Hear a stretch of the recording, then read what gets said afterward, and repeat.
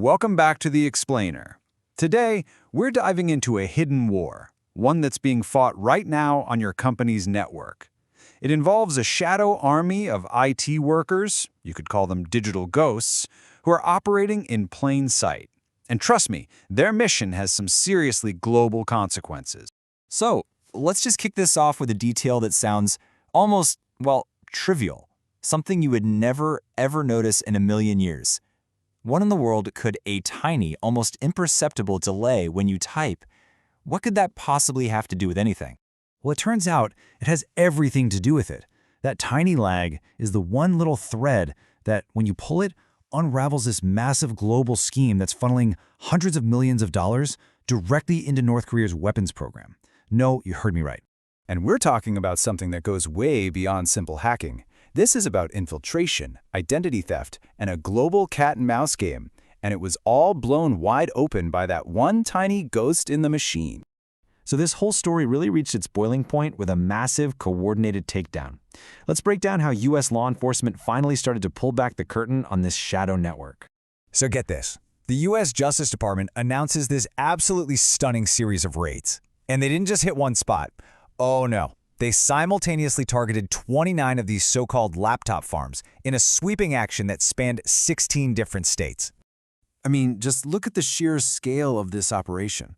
Over 100 U.S. companies, and yeah, that includes a lot of Fortune 500 names, were successfully infiltrated. So the DOJ's response had to be just as huge, seizing accounts, shutting down websites, and nabbing the U.S.-based facilitators who were making it all possible. Okay, so who is really behind this incredibly sophisticated network? And what is their actual goal? It's time to meet the masterminds who are pulling all the strings from halfway across the globe. The U.S. government actually has a name for them, the shadow workforce. And let's be clear, these are not just some random freelancers. We're talking about thousands of highly skilled IT pros, specifically trained and deployed by the North Korean regime. And they have one single mission: earn hard currency for the state by any means necessary. And the money here is just staggering. A single one of these IT workers can pull in up to $300,000 a year. Now multiply that by thousands of these operatives, and suddenly you've got a revenue stream of hundreds of millions of dollars every single year, all of it flowing directly back to Pyongyang. And this, right here, is the absolute most crucial point. This was never just about a paycheck. This is a calculated, state-sponsored strategy designed to bypass international sanctions. The money they're earning isn't buying groceries, it's funding North Korea's weapons programs. And that turns what looks like a simple remote IT job into a matter of global security. So you're probably wondering, how on earth did they actually pull this off? I mean, how did they manage to fool some of the biggest, smartest companies on the planet? Well, their method was as clever as it was audacious. Their playbook was just meticulous. As you can see, it all starts with step one. They steal the identity of a real American. Then, with that stolen identity, they get hired for a high-paying remote job. The company then ships a brand new work laptop, not overseas, but to a facilitator right here in the US. That facilitator sets up what they call a laptop farm, connects the machine, and boom, the North Korean operative can remote in from thousands of miles away, looking just like a legitimate employee. And these laptop farms, they were the physical heart of this whole digital operation. I mean, just picture it. A room in a totally normal suburban house, just filled with laptops from dozens of different companies, and each one is a glowing portal for an operative on the other side of the world. But here's the thing, they couldn't do it alone. As the Department of Justice points out, the whole scheme really depended on these facilitators here in the US. They weren't just getting packages in the mail, they were actively creating fake front companies and phony websites to add all these layers of legitimacy to the operation. All right, so you've got this super elaborate scheme.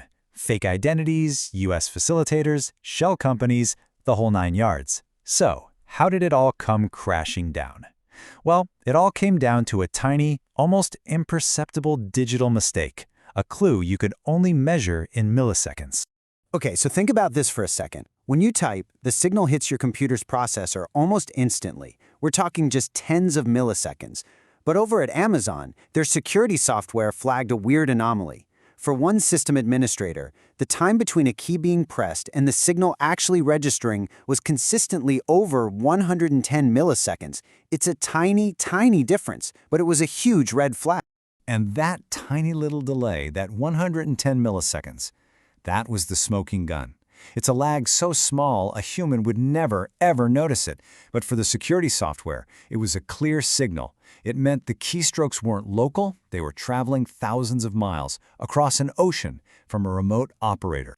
So once they had that digital breadcrumb, they just started pulling the thread. And it led investigators from Amazon's corporate network straight to a facilitator's house in Arizona.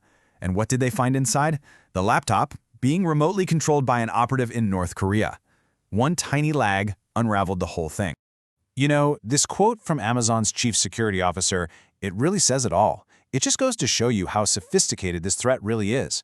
This wasn't some loud, obvious breach. It was a ghost in this system, and it's one you could only find if you knew exactly what you were looking for. So this nationwide bust was a huge win, for sure. But the fight? Oh, it is far from over. In fact, the threat is already adapting, it's learning from these mistakes, and it's evolving. Yeah, and if you dig into the court documents, you see this is about way more than just collecting a salary. In one case, operatives stole sensitive military tech data from a defense contractor. In another, they siphoned over $900,000 in crypto from a blockchain firm. Their goal is to extract value in any form they can find. And this is where things start to get, well, even scarier. These operatives are now expanding into Europe and ramping up extortion campaigns. But the real game changer is this. They are now using generative AI to create flawless fake resumes, ace video interviews, and build digital identities that are virtually impossible to distinguish from a real person. Which, leaves us with this huge, kind of unsettling question for the future of work. As remote jobs become the norm and the tools for deception get better and better, how can any of us be truly certain who is really on the other side of the screen? It's a challenge that completely blurs the line between a trusted colleague and a digital ghost.